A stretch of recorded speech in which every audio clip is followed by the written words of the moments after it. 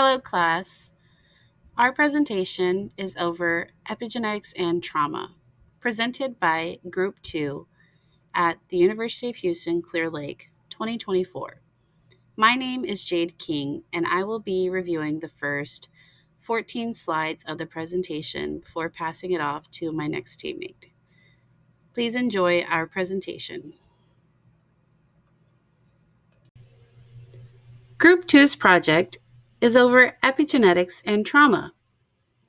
Key factors discussed during our presentation include epigenetics, trauma, generational trauma and inheritance, maternal and paternal patterns, environmental impact, RNA and gene sequences. First, we must define what are epigenetics. Epigenetics is the study of chemical modification in specific genes or gene-associated proteins of an organism. The chemical modification can be triggered by environment, consumption, disease, and mental and physical trauma. These mechanisms are discussed in each study that we will present during this research topic. Before understanding how epigenetics and trauma are related, we must first understand what trauma is defined as. Trauma is defined by the APA as a response to a terrible event like an accident, crime, natural disaster, physical or emotional abuse, neglect, experiencing or witnessing violence, death of a loved one, war, and more. Now that we have defined epigenetics and trauma, we can then ask the question, how is epigenetics and trauma related? Trauma causes epigenetic changes that alter a gene's function. It does not damage the gene itself. Epigenetic changes are passed down generationally. Trauma experienced by a parent can influence the DNA and behavior of their offspring.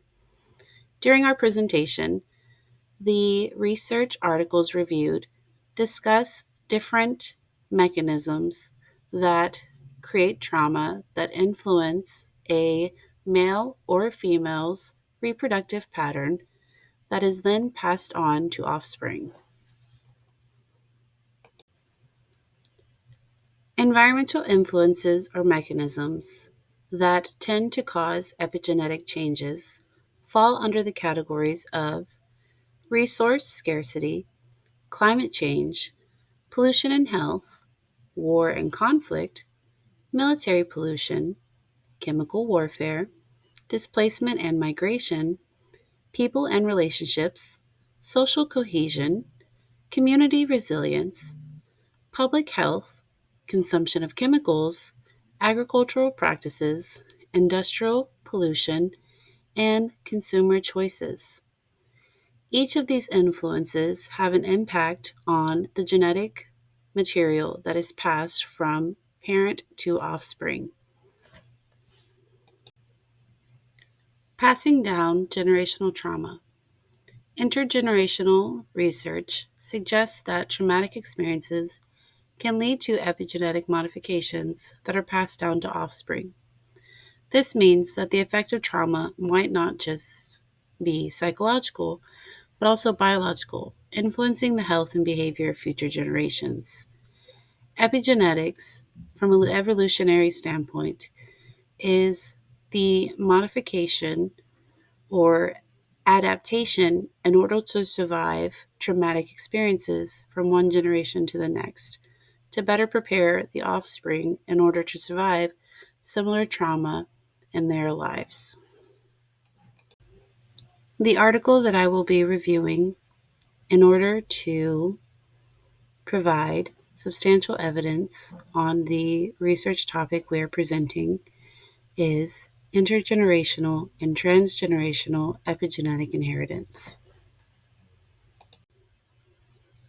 The objective of this article is to discuss the mechanisms of intergenerational and transgenerational epigenetic inheritance in animals, focusing on the molecular mechanisms of how epigenetic information is transmitted between generations and the importance for development and physiology. So far, we have stated what epigenetics are and what trauma is. We have briefly mentioned how the two are correlated and what mechanisms in an environment can trigger epigenetic change. This article focuses on what happens to the gene during epigenetic change in order for the information to biologically be passed down from parent to offspring. Being able to understand the molecular change of DNA can better help research teams learn how epigenetics influence humans based off of previous studies on how it influences animals. Methods and materials used by this research team include reviewing recent research on epigenetic inheritance in animals, examining the mechanisms of epigenetic inheritance, including DNA myelination, histone modifications, and small non coding RNAs, discussing the importance of epigenetic information for development and physiology, RNA interference to induce gene silencing in roundworms, analysis of small RNA and their role in TEI, investigation of histone modifications and their role. The animal models used to track the generations were the common house mouse, mice, fruit flies, and roundworms. Transposable element interactions with epigenetics, often referred to as transposable element induced epigenetics or TEI, plays a crucial role in genome regulation and stability. H3K9ME3 and H3K27ME3 are critical histones modifications that play significant roles in regulating gene expression through epigenetic mechanisms. Their study enhances our understanding of how genes are turned on and off in various biological contexts, including development, disease, and the impact of environmental factors. Histones, proteins around which DNA is wrapped, forming chromatin. Modifications to histones can influence how tightly or loosely DNA is packaged, thereby affecting gene accessibility and its expression. The two images on this slide are directly from the research article that I reviewed. On the left, the blue image consists of a graph by the collected data of the research team, expressing the generations affected, the environmental trigger, the species affected, the effects of the environmental mechanisms, and how the epigenetic change occurred in their RNA sequence, DNA myelination, and histone modifications. On the right, we have a diagram showing a male and female house mouse and how their DNA is affected when producing offspring. In the male mouse, we notice that the change occurs in the male sperm, while in the female mouse, we notice that the changes occur in the egg. Limitations of the study. The complexity of the multitude of mechanisms in epigenetic inheritance makes it challenging to fully understand.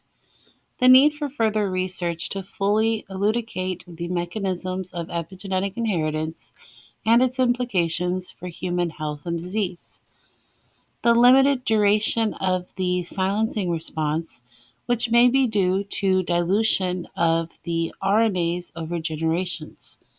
The lack of clear evidence for adaptive environmental responsive TEI.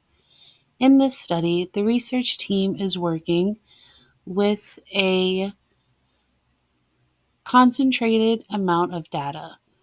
To fully understand and review the DNA passed between generations would occur over the length of multiple years, rather than the hyper focused study reviewing past information and present information in order to create a cohesive response to the modern understanding of TEI.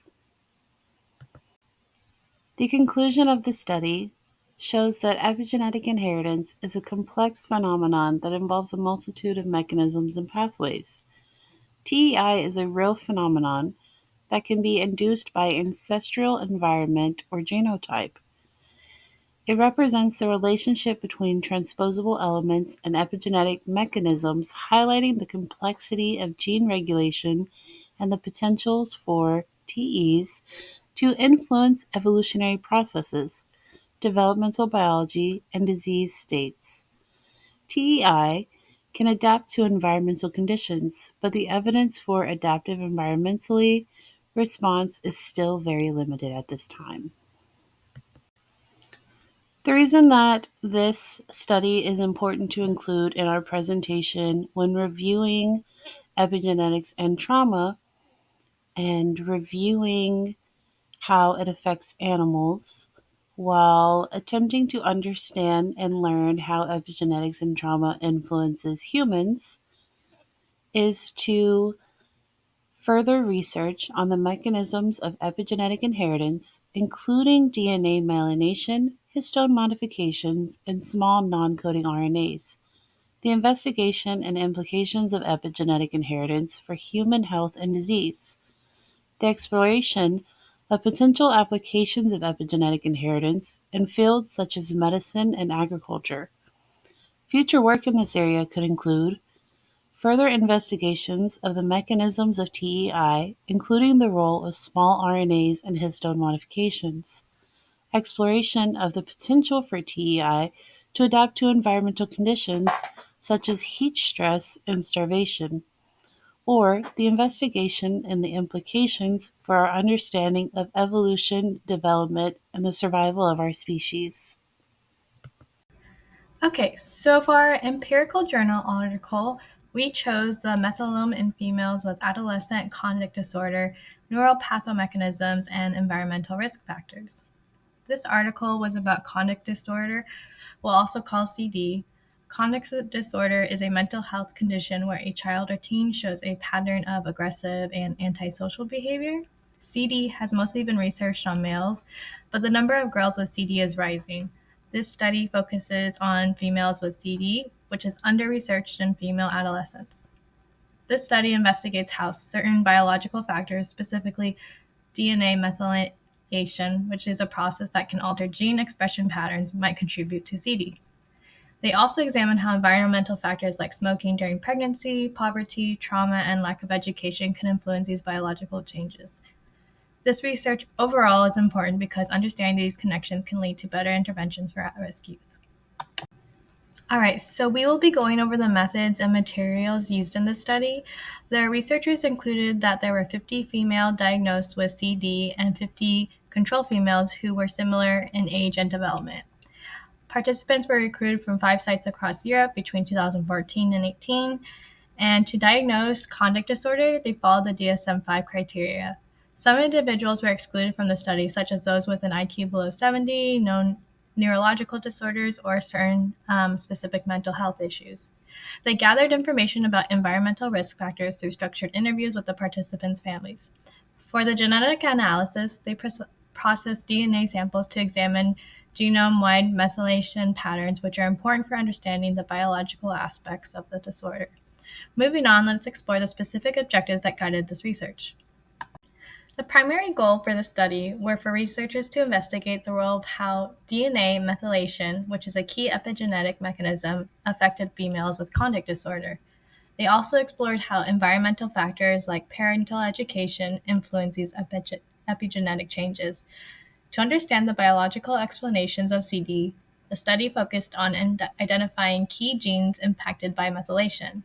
So we'll be covering the key findings from this study, which include specific changes in the SLITRK5 gene, how parental education acts as a protective factor, methylation changes, and the neurodevelopmental implications of these findings. So, one of the key findings from this study relates to the SLITRK5 gene. This gene is essential for how our brains develop. The researchers discovered that in females with conduct disorder, that this gene showed something called hypermethylation. So this means that there were too many chemical markers added to the gene, which can change how it works. This resulted in the gene being more active than it should be, which can affect our normal brain development, especially with how brain cells connect with each other, which is known as a process called synapse formation. Synapse formation are like tiny bridges that help brain cells talk to one another. If these bridges aren't built properly, it could explain some of the behavioral issues seen in girls with conduct disorder. This finding overall helps us give a deeper understanding of why some of these girls might struggle with their behavior. On this slide, we see another part of the study looked at how parental education impacts the risk of conduct disorder. The researchers found that when parents had higher levels of education, their daughters were less likely to develop conduct disorder. This suggests that a supportive and educated home environment can make an immense difference. The study also showed that the positive effects of parental education could lead to beneficial changes in the way genes function. For example, this can be related to brain development and how we manage our emotions. So, if we grow up in a nurturing home where our parents are knowledgeable, this can improve a child's gene expression. This would help act like a shield against developing conduct disorder. The study also identified several important genes that were impacted by the changes in DNA methylation. These genes are critical for how brain cells communicate with each other. For instance, they looked at specific receptors like GRIK3 and GRIN2A. These receptors are involved in sending signals in the brain. Another receptor that they looked at was DRD1. DRD1 was linked to the dopamine system. So, when the researchers examined these genes in females with conduct disorder, they had found altered methylation patterns. This indicated that the chemical markers were affecting how those genes were functioned. This disruption in the communication pathways within their brains may contribute to the behavioral and emotional difficulties observed in these girls. Basically, if these signaling pathways are out of balance, it could lead to problems with behaviors and emotions. The changes in methylation patterns that the study observed were also believed to have important effects on brain development. Specifically, they impact how synapses are formed and how neurons, which are our brain's nerve cells, communicate with each other. These processes are crucial for healthy brain function. If there are any disruptions in these areas, it could lead to the behavioral challenges we usually see in conduct disorder. The study overall suggests to us that these epigenetic changes, or the changes in how our genes are expressed, could influence the growth of brain structures that help regulate our emotions and cognitive abilities. This helps us understand that the biological factors behind conduct disorder and how they relate to a girl's overall mental health. So, overall, this study offers valuable insights. However, there are also some important limitations to consider. First, the sample size was small, which limits the generalizability of the findings. Second, the cross-sectional nature of the study means that we can only identify correlations between methylation patterns and conduct disorders. We can't say for sure that these changes cause CED, so in order for us to truly understand the role of these epigenetic changes, we need larger longitudinal studies that follow participants over time in order for us to see how these patterns develop and change. So, in conclusion, this study highlights the complex interaction between genetic and environmental factors in the development of conduct disorder in females. The findings suggest that epigenetic changes like DNA methylation play a huge role in regulating key genes related to brain development and behavior. It's also important to note that environmental factors like parental education seem to also influence these epigenetic patterns, offering potential pathways for intervention. Overall, the study educates us on how genetics and a person's environment, including experiences like trauma, interact and then influence behavior seen in conduct disorder. Understanding this connection is overall important for developing better support to help prevent or treat conduct disorder. Hello, class. My name is Aisa Abrigo, and I will be taking you on to the next section of our journey through epigenetics and trauma. So, it has long been believed that high cortisol levels due to stress have negative impacts on pregnant mothers. Pregnancy is an especially sensitive period as a new life is forming. Public health reports and recent experimental findings indicate that gestational inflammation may play a role in the development of neurodevelopmental disorders and can perturb fetal brain development. I'm not going to go into the weeds about autism in this particular presentation, but I wanted to demonstrate the effects visually using the model from one particular study that I found interesting. So here's how that study went. Mother rats were injected with poly-IC, which is a double-stranded RNA that's synthetic and it mimics viral infections and stimulates gestational stress. How it works is that poly-IC provokes the production of IL-17A by maternal T cells, and this leads to the activation of PERK and the ELF2A signaling, both of which are hallmarks of endoplasmic reticulum stress and can decrease the signaling of protein synthesis. So if you remember from 8th grade science class, proteins are the building blocks of cells. This reduction in the production of proteins also leads to altered neurodevelopment and autism-related behaviors in male offspring only. So the females were largely unaffected by this. In simple terms, when male offspring are exposed to stress, they may develop traits related to autism, and this happens because their bodies respond to stress in a way that is different from females. This is a sex-specific phenomenon. So how does this work? So we know the impacts of stress on mothers, but fathers are not off the hook. Small nuclear RNAs may serve as key mediators of gene-environment interactions, transmitting signals from the environment to the genome and regulating gene activity, among other activities. So these small nuclear RNAs are abundant in mature mammalian sperm, suggesting that they may play a role in transgenerational inheritance. Transgenerational means across multiple generations, 2 or more, basically. So this study explored the impact of early life exposure to traumatic stress, specifically through a combination of unpredictable maternal separation and unpredictable maternal stress. And we saw the effects on sperm small nuclear RNAs. So after the rats were exposed to this maternal stress, they were put through 3 tests. One of them was an elevated plus maze, which is a test based on the natural avoidance of mice for open and unfamiliar spaces, a light-dark box, so one side was lit and the other was not, and a forced swim test. So here's how the males reacted. So the first generation, which is the generation that experienced the trauma firsthand, exhibited a shorter latency to enter an open arm in the elevated plus maze compared to the control group. This effect was not a result of altered locomotor activity, suggesting reduced avoidance and fear. In the light-dark box, the first generation spent more time in the illuminated compartment than the control group, suggesting an altered response to aversive conditions. They were just more afraid of the dark, in common words. On a forced swim test, a test of behavioral despair, the first-generation mice spent more time floating than the control group. Notably, these behavioral traits were transmitted to their offspring, which I will refer to them as the second generation. So these second-generation offspring had a shorter latency to first enter an open arm in the elevated plus maze than the controls, but they exhibited normal locomotor activity. They spent more time in the bright compartment in the light-dark box, and they had altered behaviors on the forced swim test. So, in short, the rats who experienced the trauma firsthand in that first-generation group changed their behavior slightly, whereas their children changed and adapted more. There might be a reason for this, which I'll go over in just a minute. So after this, the researchers also did a blood glucose test and an insulin tolerance test. The results were as follows.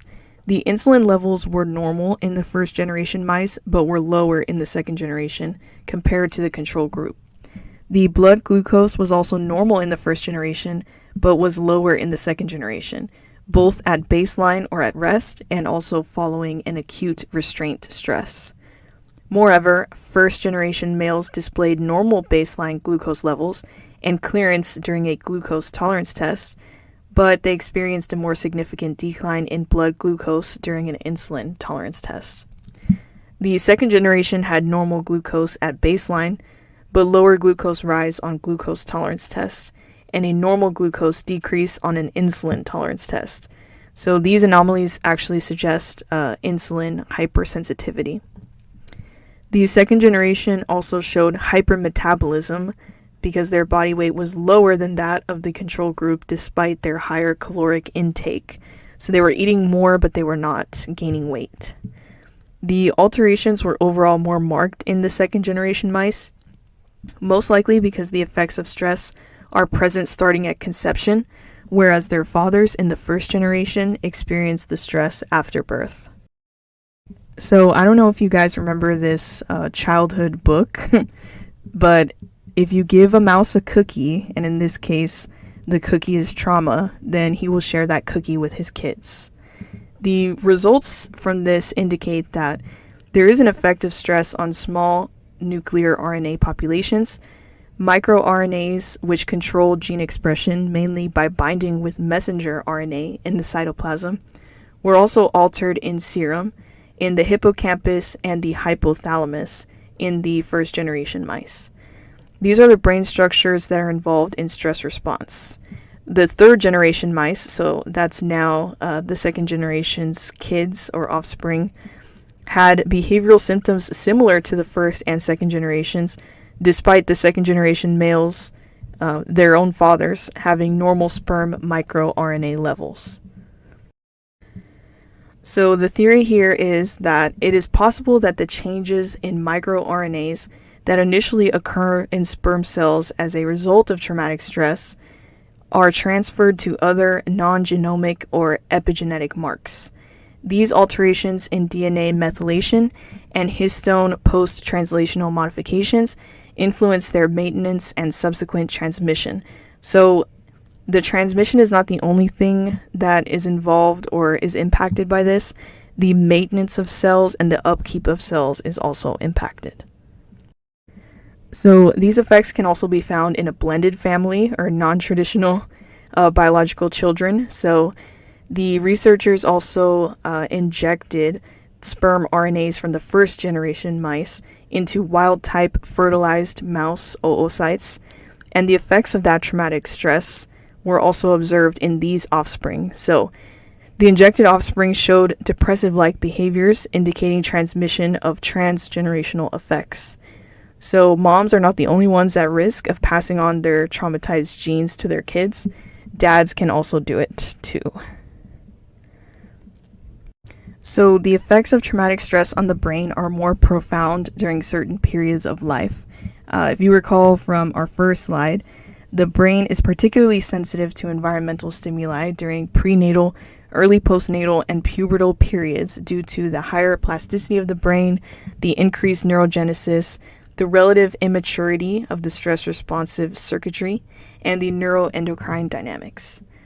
When these effects are transferred from parents to the direct offspring, it is called intergenerational inheritance, while transmission of at least 2 generations of offspring is transgenerational. So since we saw that the rats had changes in the second and third generations, and even that other injected generation, this would be considered transgenerational inheritance. Also, inheritance across generations can occur through matrilineal or through the mother, and patrilineal or through the father. So this leads me to my next question, which is, was Darwin wrong? So the evolutionary significance of transgenerational epigenetic inheritance is an extremely interesting aspect that challenges the Darwinian view of evolution. So if we go back to that 8th grade science class, this evolutionary theory states that species change over time by passing on advantageous traits, making the species more likely to survive and reproduce. So, knowing this, one can question whether passing on the effects of traumatic stress has any evolutionary benefit, since many of these effects are negative. However, It could be argued that these effects may help the offspring better cope in certain conditions, as shown, for instance, in the first generation of traumatized mice who had better goal directed behaviors in the moment. They hesitated less in open areas, they stayed in the lighter parts of the box, and they floated longer despite being forced to swim. So, short term, it may be a mechanism designed to remember and to better deal with potential danger. It may have negative effects long term, as stress is the silent killer that can cause autoimmune diseases like heart disease, cancer, and diabetes, among others. These are all speculations, of course. There is still much research to be done in this area. So, in conclusion, we've come to 3 conclusions. Number 1 is that mom and dad are both at fault. There's still some argument whether mom is more at fault because we exist with her for the first 9 months of life, or dad is more at fault because of that micro RNA that's in the sperm. That microRNA and genes are changed transgenerationally even if the offspring have no memory or connection to the traumatic event. As we saw earlier, the first generation of mice that went through the trauma firsthand might be better off dealing with it because it didn't happen during those sensitive times. There may or may not be evolutionary benefits to sustained trauma responses and altered behavior. So the jury is still out on that one.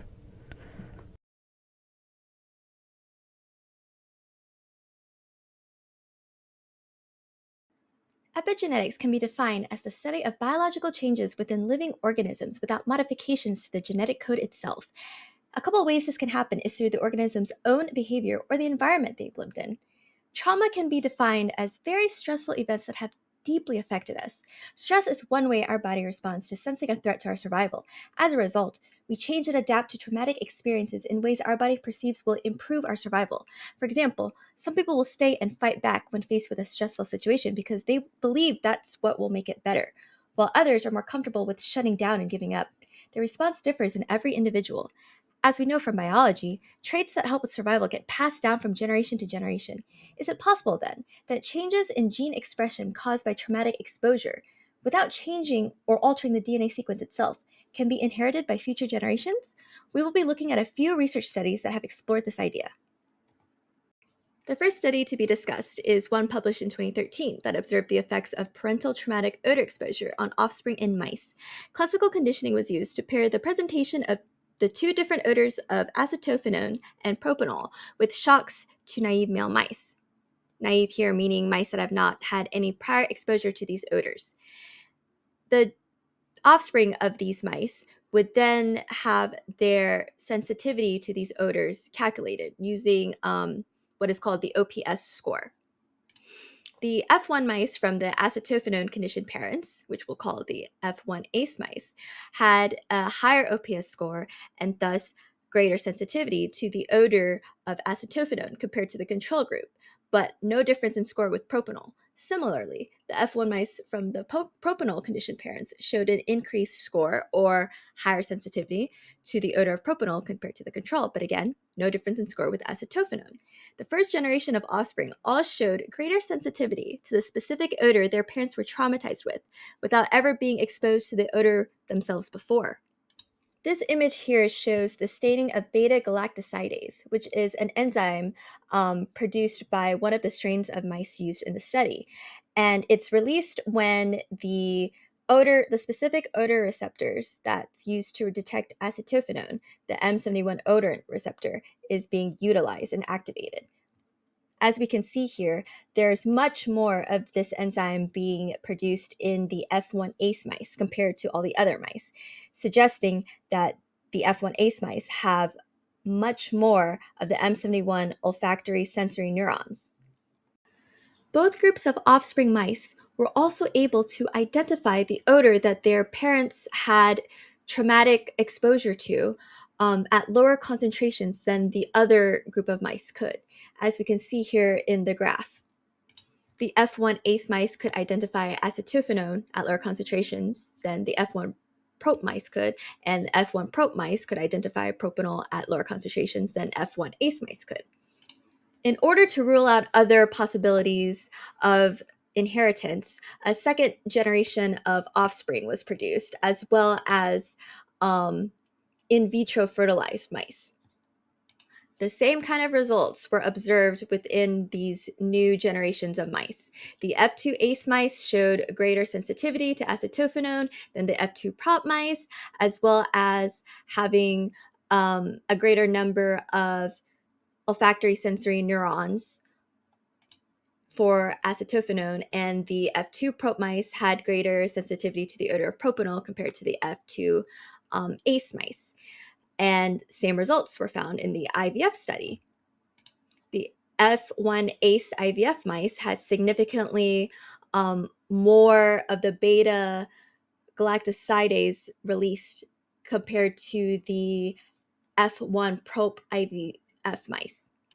And since these mice were produced through in vitro means, these biological and behavioral effects could only be transmitted genetically as opposed through social transmission. The second study we will look at, published in 2013 by Zeta and Geisler-Solomon, examined whether exposing female rats to great traumatic stress would have any effects on their offspring, and turns out there was indeed an effect.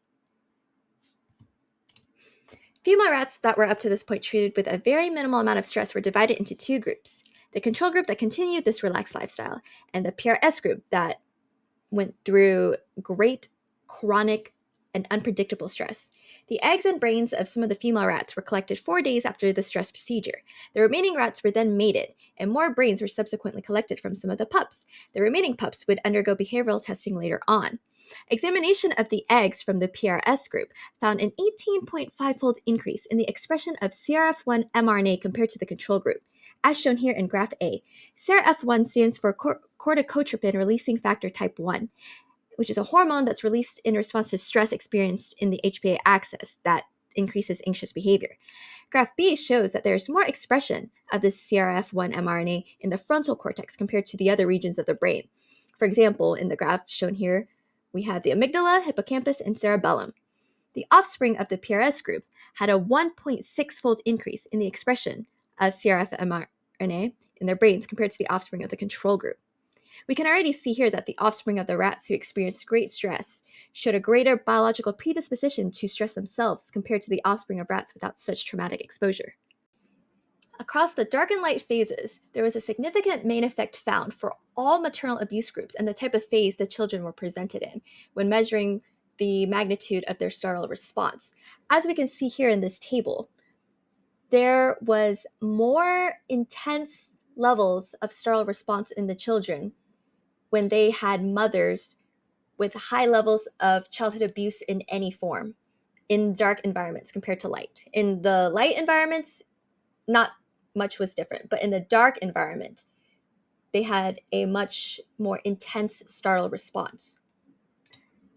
This is especially true for the children of mothers with high physical childhood abuse. This suggests that there is a specific interaction between the children of mothers who have had high levels of childhood abuse and the startle response of their child in dark environments. Some sort of association, since the correlation between the two is so much stronger.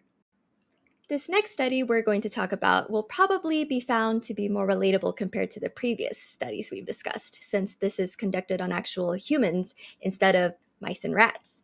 The study was published in 2011 by Jovanovic and looked into whether the children of abused mothers displayed more anxious behavior. The participants consisted of mother-child pairs, and the mothers took a questionnaire to determine the extent of their childhood trauma. This questionnaire would divide them into 6 groups total, into high and low abuse for 3 different types of abuse, which were sexual, physical, and emotional. The mothers would be placed into the groups depending on how they scored the severity of the type of abuse they received in their childhood. The children's behaviors were measured through physiological means. Their variation in heart rate was measured, as well as their magnitude in startle response, which was measured through how much they contracted their eye muscles when they blinked. There were 6 blocks total, with 4 sessions of the startle stimuli presented to the children per block, starting with 2 habituation blocks, which was to give the participants exposure to the stimuli for control. And then afterwards, it would alternate the remaining blocks between the dark and light phases, or dark and light environments. Significant results were already observed within the habituation phase. There was no significant results with the startle response, but there was in the heart rate variability. There was greater heart rate variability found in children of mothers with high physical abuse than with low physical abuse, and significantly greater heart rate variability in children of mothers with high emotional abuse versus low emotional abuse. There was no associations found with sexual abuse.